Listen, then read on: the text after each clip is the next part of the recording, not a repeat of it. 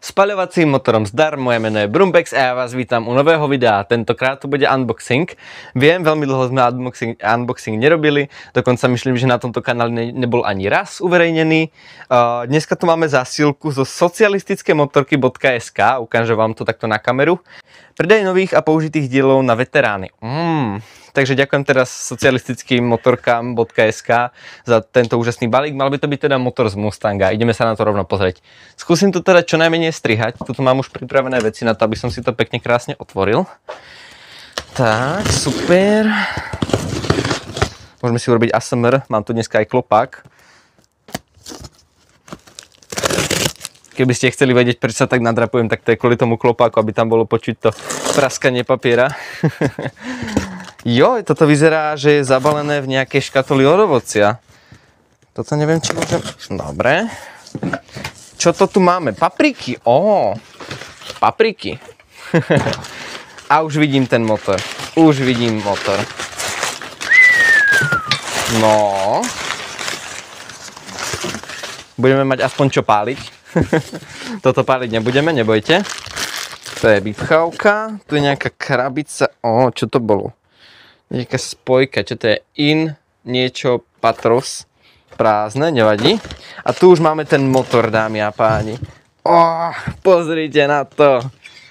Krása, že je pekný. Ty kokos. Ja som si objednal nový motor, pretože ja jeden motor z Mustanga mám, ale tam boli zlomené dva závity.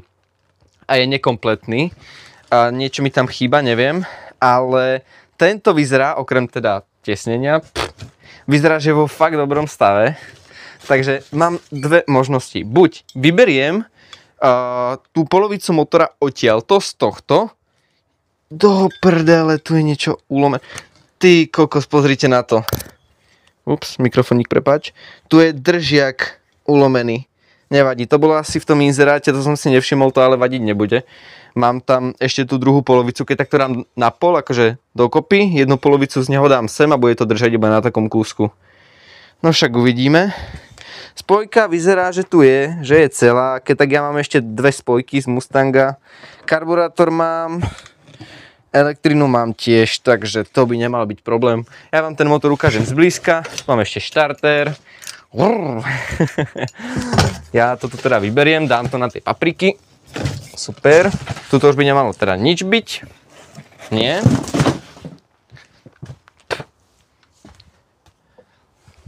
Takže ja vám to teda ukážem zblízka, hej.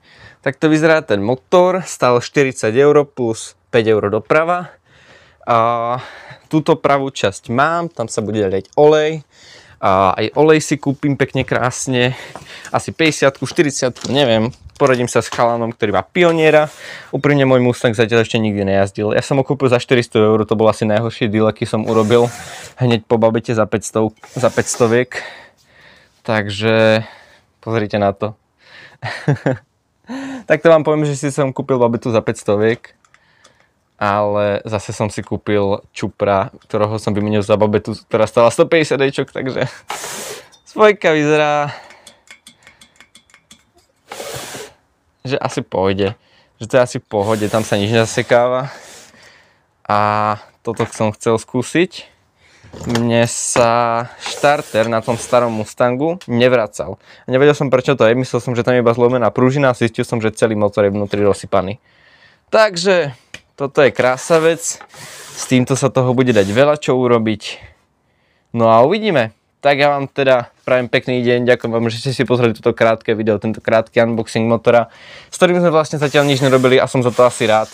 Poradím sa s mojím mechanikom a uvidíme čo a ako. Ale táto nakopovačka vyzerá, že je v lepšom stave ako tá, čo mám ja. Tá bola trochu už hrdzavúčka, ale vyzerá, že je ohnutá. Nevadí, kladivo vyrieši. Tak teda pekný deň prajem.